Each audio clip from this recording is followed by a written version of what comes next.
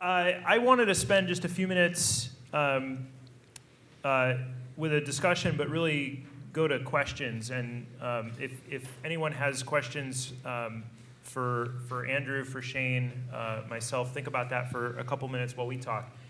Maybe the thing we could start with, though, is these sounded both like really positive experiences.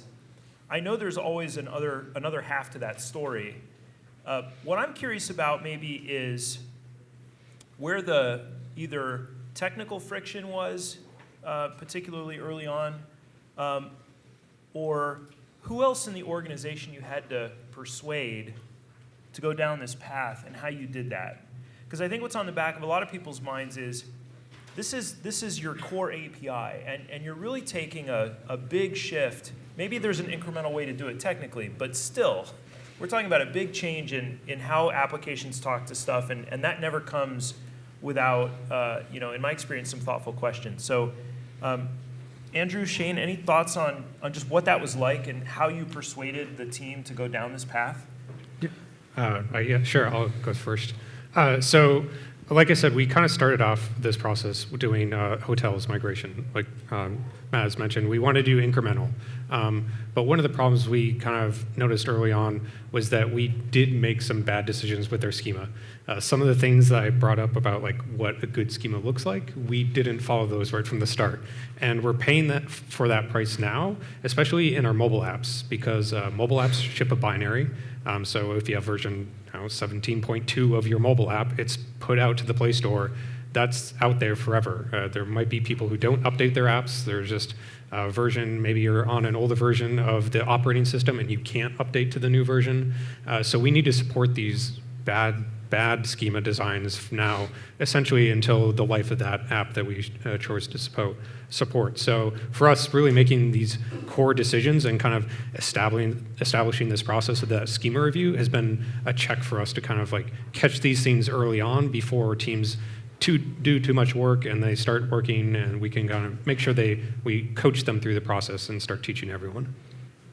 Yeah, I mean, actually, when I was listening to your talk, the key part I found really interesting. Sorry, I'll get to mine, but like what I found really interesting is that when you brought in people who don't know anything about the domain and had them review the schema, because when you know the domain, you're very likely to, you know how it works, and you might not be thinking about the client, who often isn't going to know how it works, especially for public API.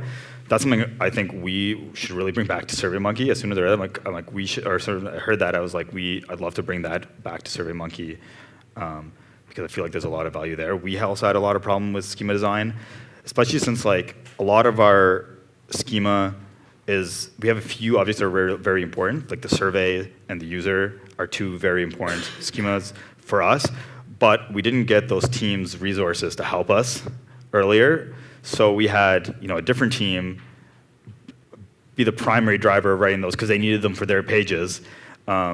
So we ran into also problems there where we didn't have exactly the perfect schema. In some cases, we were able to go back and correct it.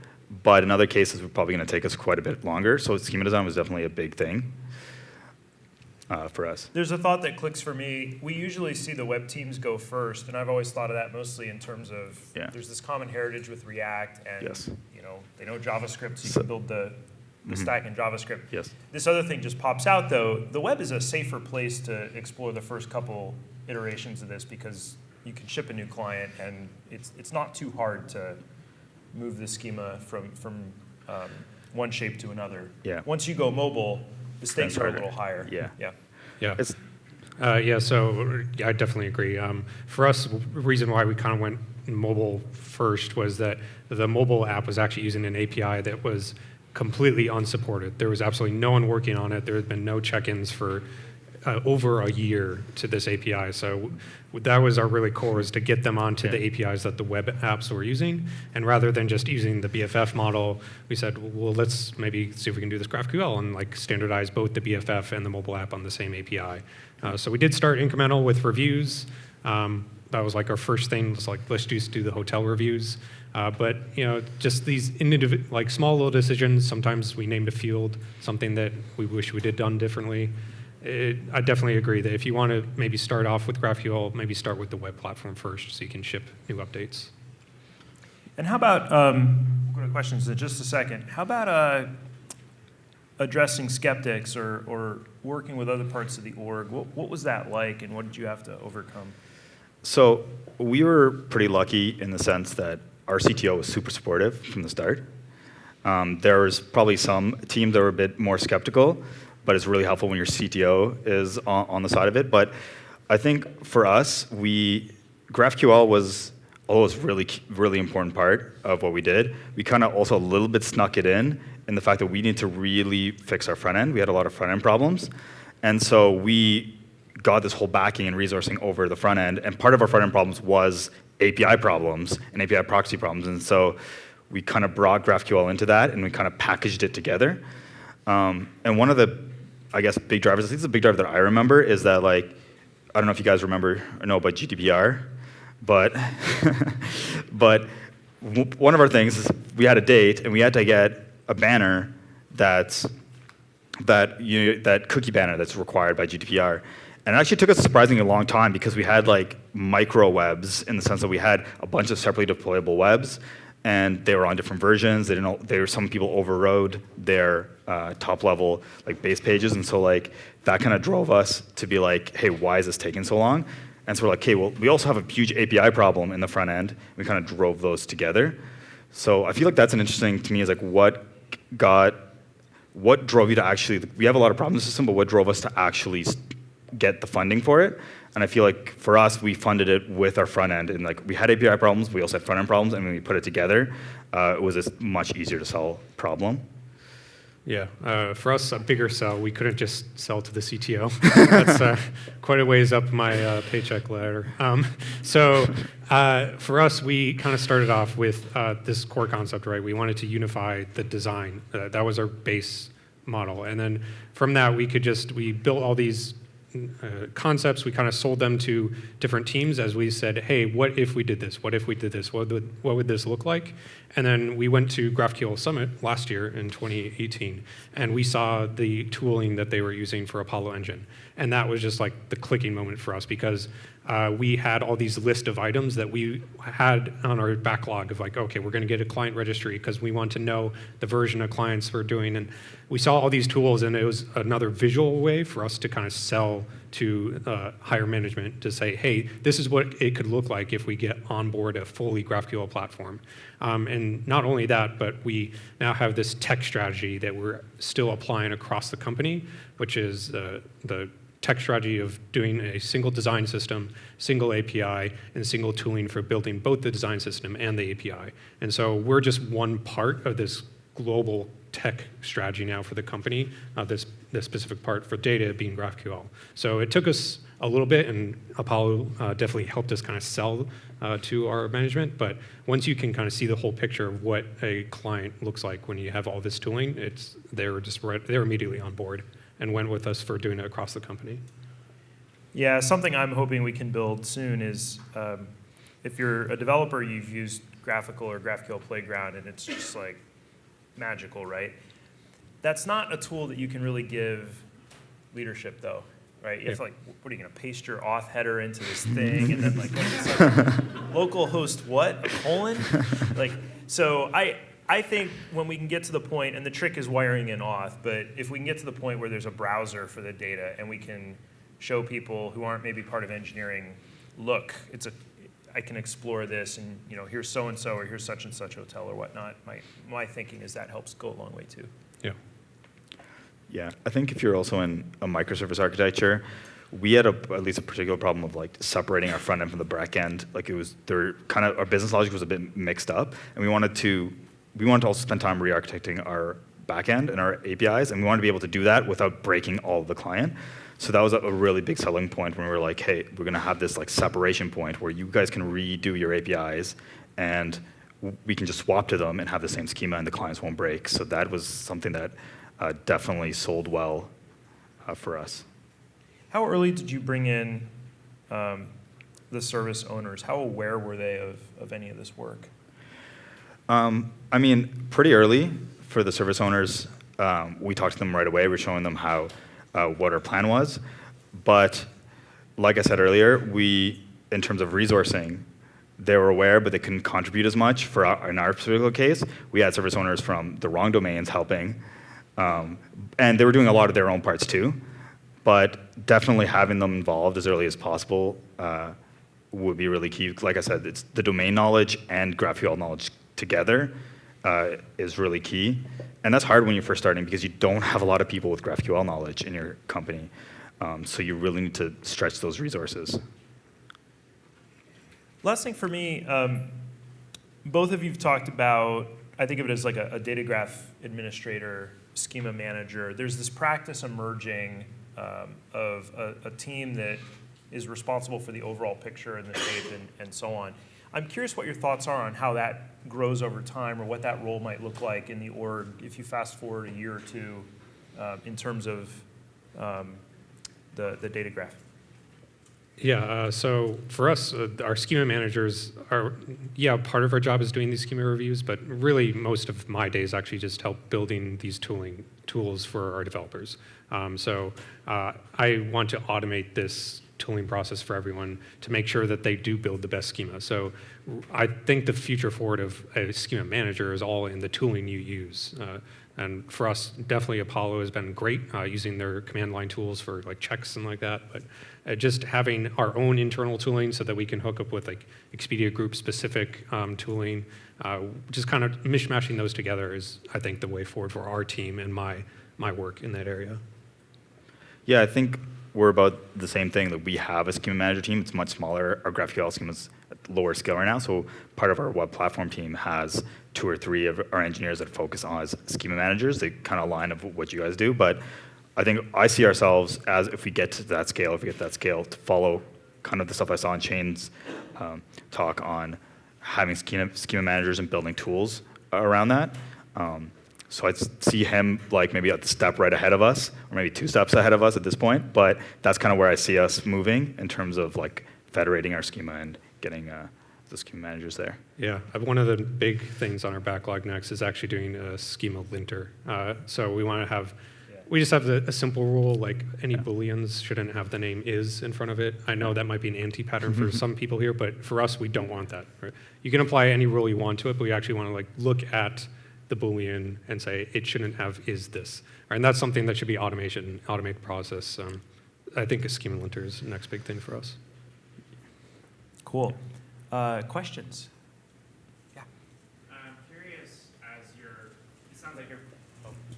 it sounds like both of y'all are, or all of y'all are on the schema first workflow, that sort of stuff. I'm curious in practice, what does this look like at your team? For example, are your client-side engineers the ones building the resolvers? Is that strange, or is that weird for your organization? Do you want to go first? Yeah. So right now, it is. So our front-end team is kind of leading the GraphQL charge. Like I said earlier, we're bundling our front-end and the GraphQL into like a similar project. So we are seeing a lot of times having our front-end engineers do a lot of the resolvers as well as a schema. And yes, it's probably, I wouldn't say an anti-pattern, but like you do usually have your backend engineer doing the REST APIs, but your front-end engineer doing the schema, and they're not really necessarily always communicating. It's starting to get better now where more teams are onboarded and they're talking to each other. But I do think having just the client by themselves, front end, and just the back end by themselves be completely separate is gonna end up getting us to a place where we're not gonna be going through the same vision. So I feel like communication is always key. But we are going client first right now, and it's been working out pretty well, but we haven't gone to a scale, I think, where it's really hit us. But I do think that working collaboratively is a good approach.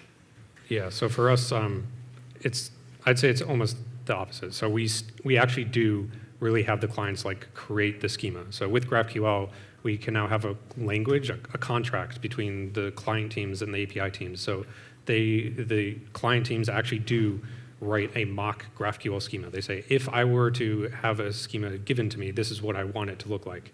And then they can give that to the server team, the API teams, and it's up to them to write the resolvers to implement that schema. Now, I mentioned it in the talk that they work with them, yes, maybe the client is missing something or they don't fully understand the capabilities of the server. So that's where you kind of work through like some things that you might have a little differences in understanding, but we really do actually focus on the clients like creating the schema, but then the API developers write the code.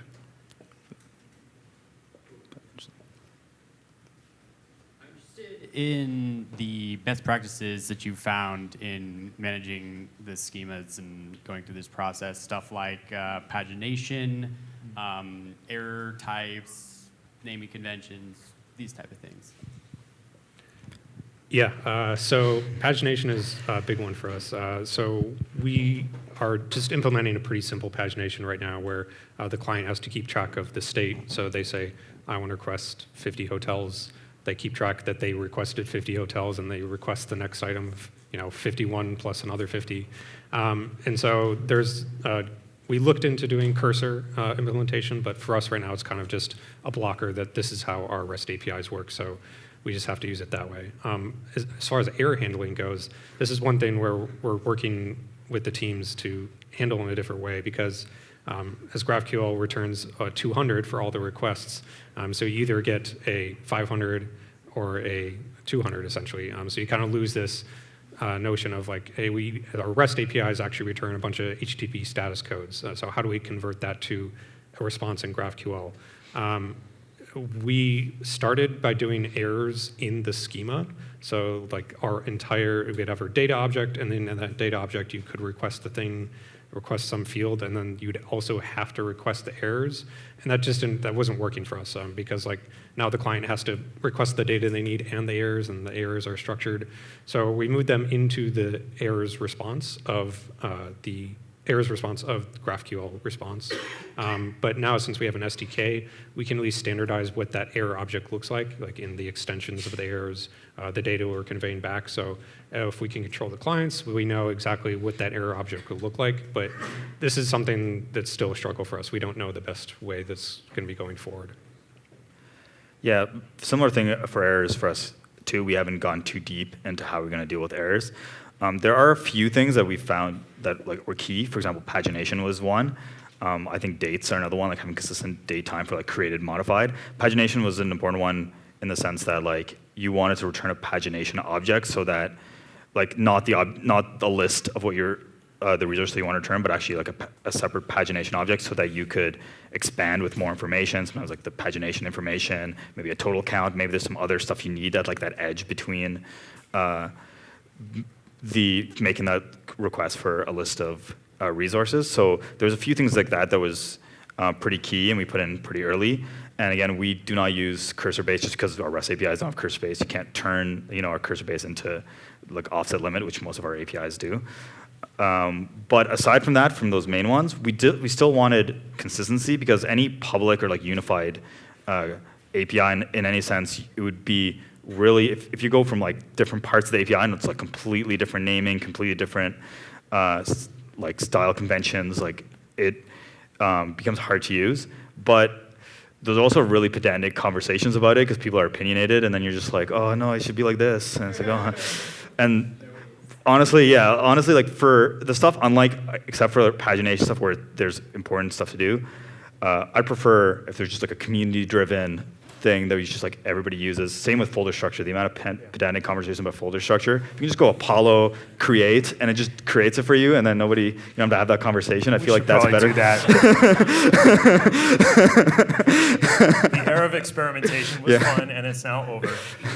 Yeah, I will add actually real quick on top of that. So the errors I was talking about would be hard fail errors, you return an error, there's a complete blow up of the service. With the change of our design being UI first, we actually still have things things that should be played back to the customer. Those are actually still returned in the schema, right? So there's just a concept of a message banner that you play. It could be an error message, it could be just an informational banner, so anything, and the client should request that and just display that to the user. So we kind of mitigated some of that with just how our UI is now working, but putting errors and information in the same place. I think it's fair to say errors are one of the less well-developed parts of GraphQL, and there's some history here, right? GraphQL starts with a product-facing team at Facebook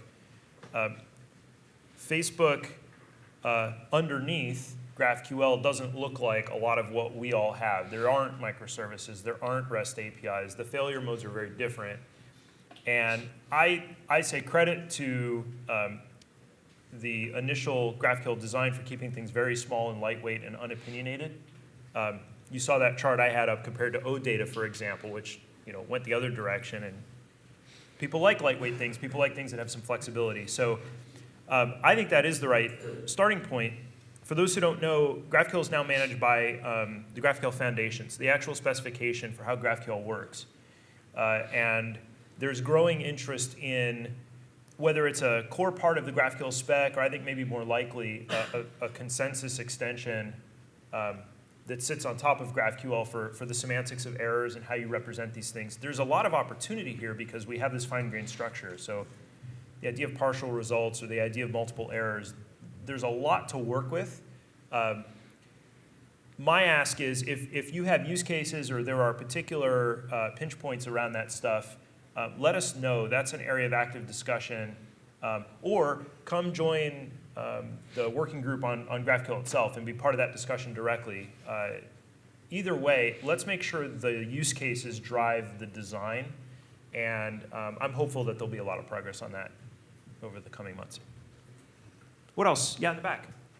Thanks a lot. Actually, you were touching on what I'm going to ask here. But so going back to essentially evangelizing and trying to introduce GraphQL to your companies, obviously you're going to get a lot of pushback, essentially a lot of questions from people that have experience primarily focused on REST APIs and with different technology and whatnot. And in all honesty, you mentioned OData, so GraphQL is not the first attempt to address this problem, having a sort of a common layer or a schema assigned to your APIs. There's more than OData, but OData is. So that's my question: is when someone asks you, why not OData, right?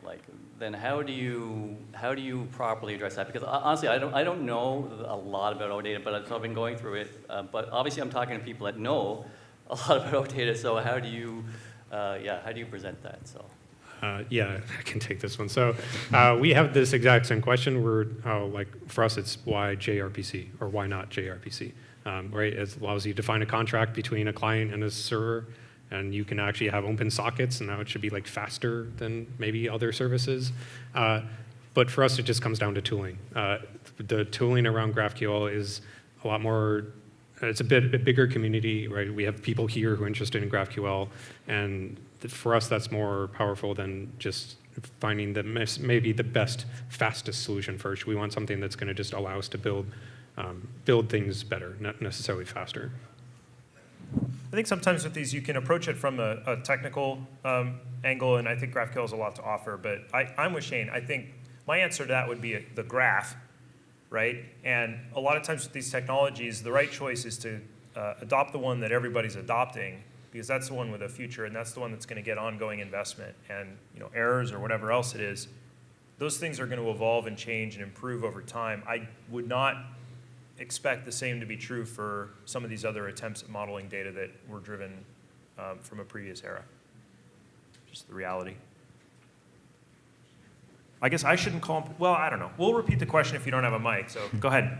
Are there any related tools to either Apollo or GraphQL that you would highly recommend, like developer tools? I didn't know the VS Code plugin existed until today. We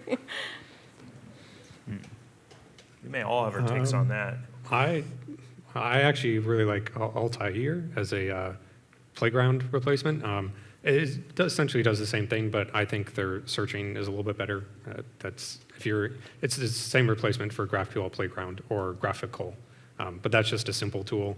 We actually expose both against our service, so our top-level gateway exposes /playground, /Altair, /Voyager, /Graphical, and we just let people choose which one they want to use.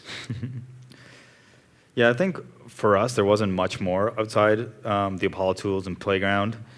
We have Voyager too, we have a bunch of those, but I can't think of anything actually off the top of my head that we use other than, again, we use VS Code. We recommend VS Code because of the extensions that we use and a lot of the settings. I mean, I'm still using Vim, so they haven't converted me, but yeah, I think those are the ones we use the most, VS Code and playground, maybe Apollo tools. You had, at runtime, you had the example of New Relic. Mm-hmm. A lot of people love, there's a common integration with Datadog. We've had other APM tools like SignalFX or observability tools, open tracing. I think there's a whole world of integrations there that are also really valuable, and they don't get talked about as much, but being able to feather this knowledge of how the graph's used into all those existing systems is also really important from the DevOps perspective. Yeah. And if I could say one other one, it's not so much a tool. I'm a big fan, though it's a little bit further forward thinking, of serverless. And I say that just because the basic ingredients are right. GraphQL is fairly stateless in most setups, as it should be. And often you want your product teams to be able to drive a lot of what's going on. Product teams generally don't show up prepared to run services the way that the underlying service teams do. So that's an advantage. And then the third thing, and this is really out there, but I'll say it, is we're starting to see teams experiment with an architecture where some of the GraphQL layer actually lives out on the edge of the network, because CDNs are starting to have JavaScript environments inside them, or WebAssembly, or some way of running code out on the point of presence. And for us, what's interesting about that is sometimes you want GraphQL to run as close to the client as possible, because it's all about page latency, and it's about caching part or all of a GraphQL query way out there. And if you can do all that, the way you're going to go do that is some sort of serverless approach. So it's early. I don't recommend teams. There are a few teams who've done this, but we're not trying to say you should run your whole GraphQL layer as a set of functions. I do think, though, some of the people thinking about this stuff and working on it are really pushing in an interesting direction, and we're pretty excited about that. For Shane, when you guys are writing, I'm here. Where are you? I can't. Oh, yeah. Stand up if you don't mind. Yeah, probably that will help. So when you're guys writing the new services, maybe you're writing with the GraphQL. That's very easy to integrate with your UI, everything. But you might have a lot of existing microservices which are written as a REST service or maybe gRPC and something like that, right? How are you guys are migrating those services to support the GraphQL? Are you guys like rewriting everything to replace the REST services, or any productive tool you are providing to your team, and how you are approaching that? Yeah, so for us, right now, the biggest approach is that we just get on the graph. So the fastest way is obviously just to wrap the REST API. So we have another service on top of the REST API. But we're finding now that we're just having some pretty simple wrappers, and since we're having exposing more data through the graph, I mentioned kind of above like an example where the user's API, like user data was returned from the hotel's search response. Like we no longer need that data, so we can start kind of removing some of this stuff from the REST API in the background as we kind of actually start consuming more of the graph. And then if it gets to the end, we might actually just move kind of more or all of the logic into that GraphQL microservice and kind of wholly delete another layer. But for us, it's more on just get on the graph, really expose the data that's needed, and then from there, you can re-architect under the schema, but the clients don't have to know about it. Yeah, I think there's a lot of interesting GraphQL native services, and I think that architecture does make some sense in some cases. For me, the main thing is about just the adoption path. So being able to layer GraphQL on top of services that exist means, yes, you should include them in the conversation, but you're not asking the service owners to go put something on their plate. The other thing I'll say is, service owners actually have a very different, in my experience, a very different set of goals than product owners, right? A service owner wants a really small, clean, orthogonal API with understood SLAs, very precise understanding of like, what load am I expected to support, what error rate is acceptable, and so on and so forth. That's a lot easier for a service owner if the RPCs are fixed. And as soon as you tell a service owner that they have to do all that against arbitrary queries, I mean, that's a much harder problem, right? So the separation, I think, can be really helpful. I'm fond of the architecture where services use something, even more structured than REST, Thrift or gRPC, to the data graph layer, and then the data graph replaces REST to the client, as an example. Maybe two more?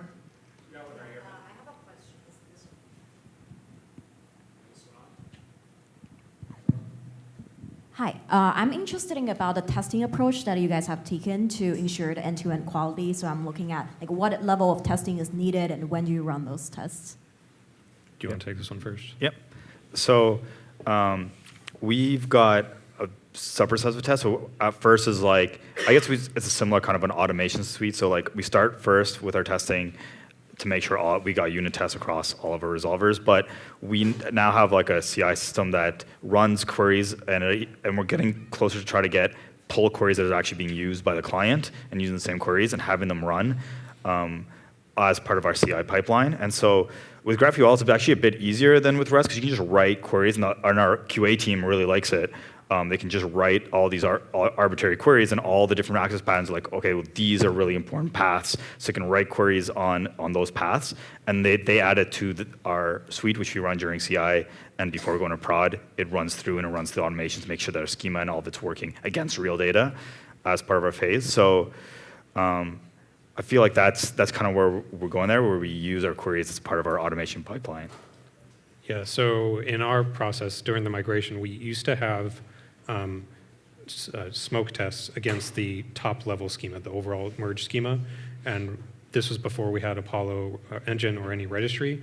We would have the clients just write their queries that they were actually using in a single repo, and then that automation suite would just run on deployments of the individual services. So just verify, hey, the hotel's query works.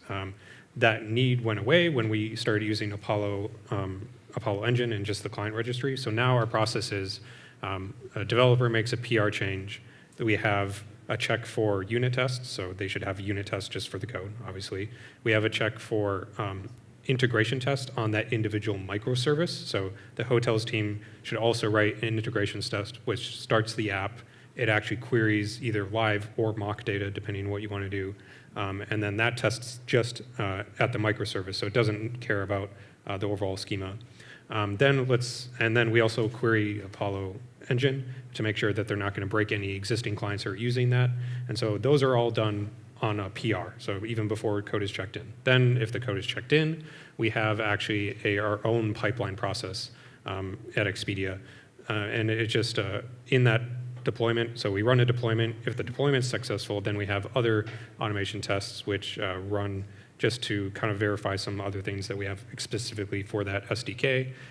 Then if those pass, then they get deployed to production, and we go from there. So we have both pipeline and build time checks. One more? Did I see someone here with it? Yeah. I had a question related to, I guess, your use cases related to authentication and authorization, specifically metadata with the schema, if you guys have any lessons learned. You mean? Is the question authentication with respect to who gets to see the schema? Like the introspection queries? Or? Yeah. Did you guys actually have to integrate that with your, I guess, design of your schema? As far as for... So we have, so as far as the metadata of the schema, if you're talking about schema introspection, we blocked schema introspection from production. So since we have a schema registry, there's no need for really anyone to actually go and hit the service to do schema introspection. So now we can block people from public internet to actually go hit our GraphQL endpoint and introspect the schema. They don't need to. We just pull the Apollo engine schema registry. Is that your question? No, I was actually looking from the user end standpoint of actually what's allowed for making what queries. Got it. Do you want to take this one? Yeah, so for us, GraphQL is our aggregation layer. Its point is to give you a GraphQL query, like given a GraphQL query, convert it to the services that give you that data, and then passes it along and prints it back. We don't want to do authentication or authorization at the GraphQL layer.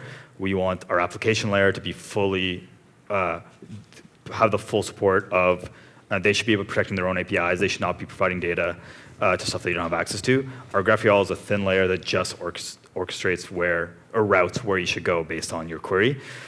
So we try to avoid as much as possible logic in GraphQL outside of that context and make sure that any system that's providing data is properly doing their authentication authorization checks. Yeah, we're actually doing the same thing. So I will say we don't have the entire schema of the company available in GraphQL yet. We're still migrating new services, so we haven't found the need yet to do individual like field level authentication, but we still have the same process. So the user, we have a user query, and what the clients would actually query that user field, and they would either get back an authentication token some way that's actually returned to them, and then they use that authentication token whenever they query other areas of the API.